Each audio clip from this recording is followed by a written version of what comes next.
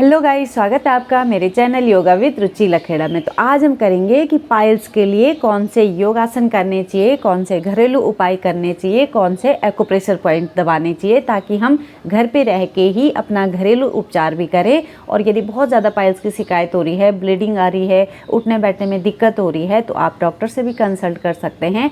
और डॉक्टर के कंसल्ट के साथ साथ ये चीज़ें भी साथ में करेंगे तो बहुत जल्दी इसमें बीमारी से छुटकारा मिलेगा। और कम है तो हल्की फुल्की दिक्कतें स्टार्टिंग हो रही है तो आप खुद से अपने आप भी अपनी बीमारी को ठीक कर सकते हैं। तो सबसे पहले कि बवासीर कहाँ होती है और क्या चीज़ है। तो मल द्वार होता है, जहाँ से लेटरिन का जो रास्ता होता है वहाँ पे एक मस्से टाइप के निकल जाते हैं।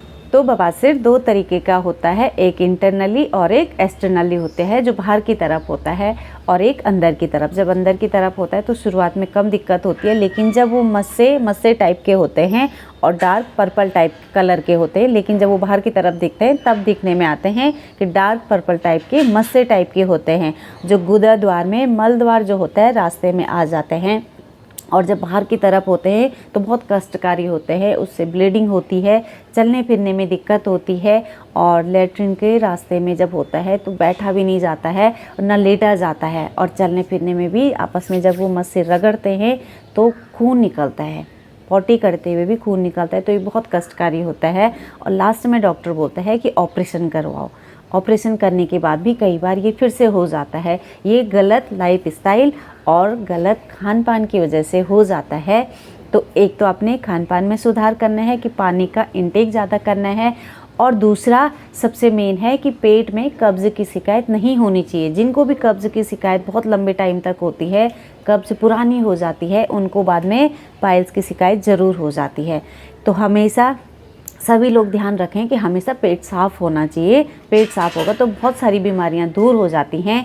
तो हाँ, जिनको भी पाइल्स की शिकायत है उनको हमेशा पानी की मात्रा ज़्यादा लेनी है और फाइबर युक्त खाना लेना है। जितनी भी डाइट लेते हैं तो जिसमें रेशेदार जो खाना चीज़ें होती हैं उनको अपनी डाइट में शामिल करना चाहिए। हरी सब्जियां खानी चाहिए, फ्रूट्स खाने चाहिए, सलाद खाने चाहिए। इनमें वैसे भी फाइबर बहुत अच्छा पाया जाता है, खाने में ये करना है। और हमेशा योगासन प्राणायाम जरूर करें। योगासन प्राणायाम कौन कौन से हैं जो हम कर सकते हैं, तो आज हम इसी पे चर्चा करेंगे। तो सबसे पहले हम करते हैं योग, उसके बाद थोड़ा प्राणायाम बताऊंगी, और उसके बाद एक्यूप्रेशर पॉइंट बताऊंगी, लास्ट में एक दो घरेलू टिप्स भी बताऊंगी जो आप खुद कर सकते हैं घर पे रह के ही। तो सबसे पहले हम करते हैं योगासन। योगासन में करेंगे वज्रासन। वज्रासन में करने से क्या होता है, एक तो आपका डाइजेशन सिस्टम अच्छा रहेगा। डाइजेशन सिस्टम अच्छा रहेगा तो कब्ज की शिकायत नहीं होगी, कब्ज नहीं होगी तो पाइल्स नहीं होगा। तो जब हम वज्रासन करेंगे तो पाइल्स जो है वो भी अंदर मस से अपनी जगह पे सेट होने लग जाएंगे, और जो फूले हुए हैं उनको अपना शेप आने लग जाएगा। और यदि कब्ज नहीं होगी तो पाइल्स की शिकायत तो खुद ही दूर हो जाएगी। तो चलो स्टार्ट करते हैं। सबसे पहले हम करेंगे वज्रासन। तो वज्रासन के लिए इस तरीके से उल्टे पैर बैठ के घुटनों से फोल्ड करके दोनों पैर पीछे की तरफ, एड़ियाँ बाहर की तरफ, और पैर की उंगलियां जो अंगूठे हैं उनकी दोनों अंगूठों को मिला के और उसके बीच में अपना बटक रख के स्पाइन सीधी रखनी है। हमेशा कमर सीधी रखनी है। हाथों को इस तरीके से रख के हमेशा 1 से 2 मिनट इस आसन में बैठें, और ज़्यादातर खाना खाने के बाद ही इस आसन को करें, रोज़ करें। ये पहला हो गया हमारा वज्रासन। दूसरा हम इसमें करेंगे मलासन। मलासन कैसे करते हैं, इस तरीके से हम बैठ जाएंगे। जो हमारे ये दोनों घुटने हैं इनको बाहर की तरफ प्रेशर देंगे और फिर से अपनी स्पाइन सीधी रखेंगे। इससे क्या होगा कि हमारे शरीर में जो पंच प्राण हैं उन प्राणों में जो नीचे होता है अपान वायु होती है। अपान वायु हमारे एनस वाले पार्ट को कंट्रोल करती है। सुसुपॉटी वाले जो भी सिस्टम है, जो भी शरीर के जैसे वीर्य है निकलते हैं बाहर, प्रोस्टेट की शिकायत दूर करती है। यूट्रस से रिलेटेड जितनी भी परेशानी है उसको ठीक करती है। जो नाभि से नीचे के जो भी हमारे ऑर्गन्स हैं उनको कंट्रोल करने का काम करता है अपान वायु, और अपान वायु कंट्रोल में रहता है इस तरीके से जब हम लगाते हैं मलासन। जब हम इस तरीके से लगाते हैं तो यहाँ पे हमारी जो अपान वायु है वो एक्टिवेट हो जाती है, और जब ये एक्टिवेट हो जाएगी तो हमारे जो पाइल्स की शिकायत है उसको भी कंट्रोल करेगी। तो इस तरीके से हम करेंगे, और जो मस्से हैं ये फूले हुए हैं तो उनको भी शेप में लाने के लिए धीरे धीरे प्रेशर देगा, और हमें पाइल्स से शिकायत से छुटकारा मिलेगा। तो इस तरीके से हम 1 से 2 मिनट तक रोज़ बैठें, ऐसे अपने दोनों पैर हाथों को घुटनों के पास फंसा के और इनको ऐसे पूरा प्रेशर बाहर की तरफ दिया, बैक सीधी रखी। कुछ सेकंड इस आसन में बैठेंगे और धीरे धीरे कोशिश करें कि 1 मिनट तक कम से कम एक आसन में बैठे, चाहे रुक रुक के बैठे। ज़रूरी नहीं है कि 1 मिनट तक आप एकदम स्ट्रेट ऐसे बैठ सकते हो। कुछ सेकंड 30 सेकंड तक बैठे, फिर छोड़ दिया, फिर उसके बाद रिपीट कर दिया। और 1 से 1.5 मिनट तक यदि हम हर आसन में बैठेंगे तो तभी उसका बहुत जल्दी फ़ायदा भी मिलता है और शरीर में उसके असर भी देखने को मिलते हैं कि हाँ, इसको करने से हमें ये फ़ायदा होता है। मुझे पिछली वीडियो में भी कमेंट आया था कि एक आसन था कि इसको तो मैं रोज़ करता हूँ लेकिन मुझे कोई फ़ायदा नहीं होता है। करने का तरीका गलत होता है और उसकी टाइमिंग भी कम होती है, जिसकी वजह से उसके फ़ायदे नहीं मिलते। नहीं तो एक ही आसन से बहुत सारे फ़ायदे मिलते हैं। तो वैसे मैं बीमारियों के हिसाब से बताती हूँ कि कौन सी बीमारी में कौन सा आसन करना चाहिए, लेकिन एक ही आसन बहुत बीमारियों के अंदर आ जाता है क्योंकि एक ही आसन कई बीमारियों को कंट्रोल करता है। तो चलो 2 हमारे आसन हो गए, पहला वज्रासन, दूसरा मलासन। तीसरा करेंगे इसमें इस तरीके से अपने हाथों को नीचे रख के और अपनी बटक को ऊपर उठाएंगे और फिर नीचे लेके आएंगे। ऐसे अपनी बटक को ऊपर उठाया और फिर नीचे लेके आए।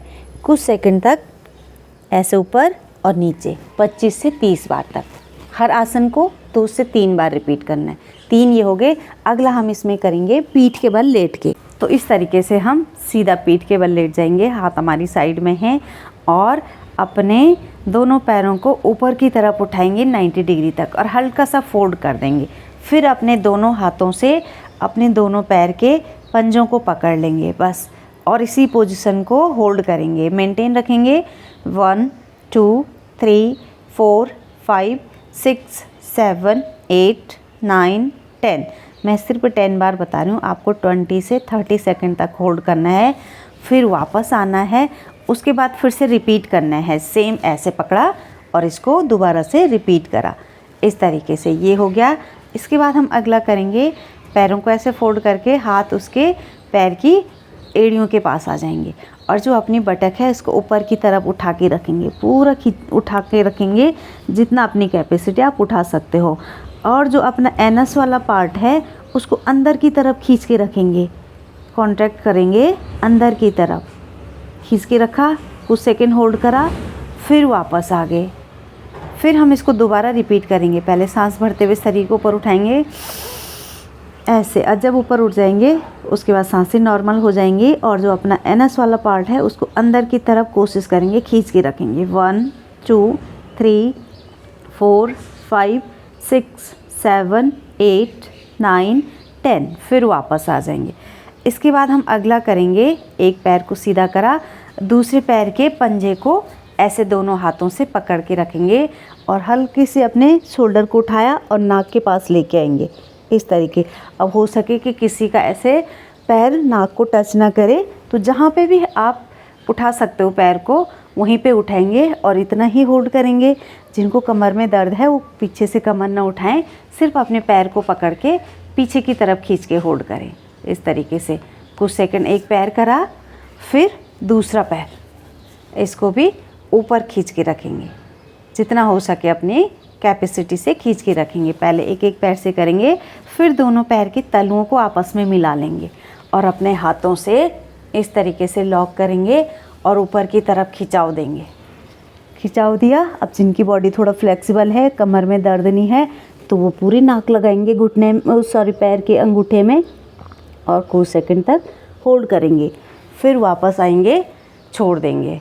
कुछ सेकंड तक होल्ड करा, फिर थोड़ा रेस्ट करा और फिर दोबारा से स्टार्ट करा और इसको फिर 10 या 20 सेकंड तक होल्ड करेंगे, फिर वापस आएंगे। ये हो गया। अब हम अगला करेंगे, दोनों पैरों को फिर से ऐसे ले लेंगे और दोनों पैर के तलुओं को नीचे मिला देंगे। ऐसे तलुओं को आपस में मिलाया और जो ये थाइज़ हैं इनको ज़मीन की तरफ ले लेंगे ऐसे, और अपने पैर के पंजों को और हिप्स को पास लेने की कोशिश करेंगे। थोड़ा नीचे की तरफ खिसकते हुए अपने पैर को अंदर की तरफ लेंगे और बटक को नीचे की तरफ ले जाएंगे। दोनों को पास ले जाएंगे मिलाने के लिए और फिर अपने एनएस वाले पार्ट को कॉन्ट्रैक्ट करके रखेंगे, खींच के रखेंगे उसको पूरा। थाइज़ नीचे अपोजिट में ज़मीन की तरफ रहेगी। फिर से जो एनस वाला पार्ट है उसको खींच के रखेंगे, बस खींच के रखा, फिर छोड़ दिया, फिर खींच के रखा, फिर छोड़ दिया, फिर ऐसे खींचा। जो गुदा द्वार होता है, मल द्वार जहाँ से पॉटी करते हैं, उस वाले पार्ट को ऐसे खोलना है, फिर अंदर की तरफ करना है, फिर बाहर की तरफ खोलना है, अंदर की तरफ करना है। इस तरीके से धीरे धीरे करेंगे। बहुत ज़्यादा दर्द हो रहा है, मस्से हो रहे हैं जिनसे ब्लीडिंग हो रही है, तो धीरे धीरे करें और ऐसे इतना करें जितना आपको आराम मिले। बहुत ज़ोर ज़बरदस्ती नहीं, ताकि जो और दिक्कत है वो बढ़ जाए। ऐसा नहीं करना है, धीरे धीरे करके अपनी जितना आप सहन कर सकते हो दर्द को। कई बार तो ऐसा होता है कि बहुत आराम मिलता है, करते ही दर्द होता है, लेकिन मीठा गुनगुना दर्द होता है जिससे आराम मिलता है। तो इस तरीके से करेंगे, बाकी ज़ोर ज़बरदस्ती नहीं करेंगे। ये हो गया। अब हम इसमें करेंगे अगला, इस तरीके से बैठ जाएंगे दंडासन में। दोनों पैरों को सीधा करेंगे और अपने पैर के अंगूठे को पकड़ लेंगे, नीचे की तरफ खिसकेंगे और अपनी बॉडी को नीचे की तरफ लेते हुए, और जहाँ पे भी आपको लगे कि बस इतना ही मैं अपने शरीर को नीचे खींच सकता हूँ या सकती हूँ, बस यहीं पे होल्ड करेंगे इस तरीके से, फिर छोड़ दिया।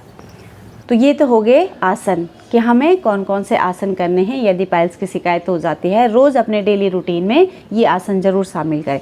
साथ में करेंगे कपालभाति प्राणायाम। कपालभाति प्राणायाम एक ऐसा प्राणायाम है जिसको करने से सारी बीमारियां कंट्रोल होती हैं। सिर्फ जिनको बीपी हाई रहता है उनको थोड़ा सावधानी के साथ करना चाहिए, बहुत ज़ोर ज़बरदस्ती से नहीं करना चाहिए, ब्रीदिंग फास्ट नहीं होनी चाहिए, ठीक है। बाकी सभी लोगों के लिए एक बहुत बड़ा वरदान है कपालभाति करने से। कपालभाति शुद्धि क्रिया है जो हमारे अंदर की शुद्धि करता है, हमारे इंटरनली जो ऑर्गन्स हैं उनकी शुद्धि करता है, और जो सुस्त पड़े हुए हैं उनको अच्छे से एक्टिवेट करता है।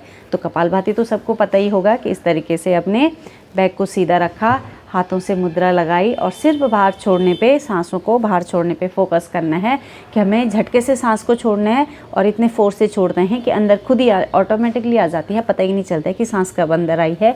हम सिर्फ बाहर छोड़ने पे फोकस करते हैं। तो इस तरीके से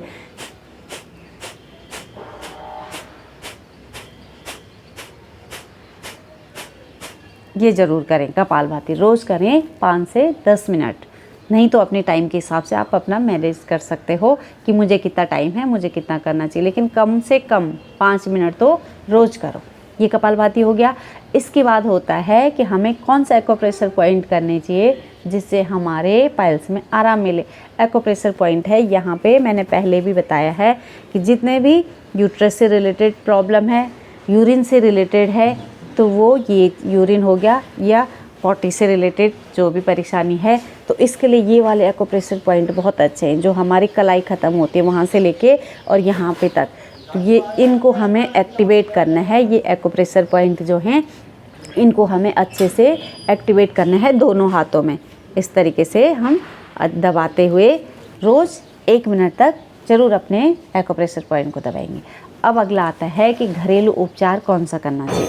घरेलू उपचार में सबसे अच्छा है कि जो दूध होता है, कच्चा दूध, आधा गिलास आधा कप कच्चे दूध में 1 नींबू निचोड़ के तुरंत पी जाए।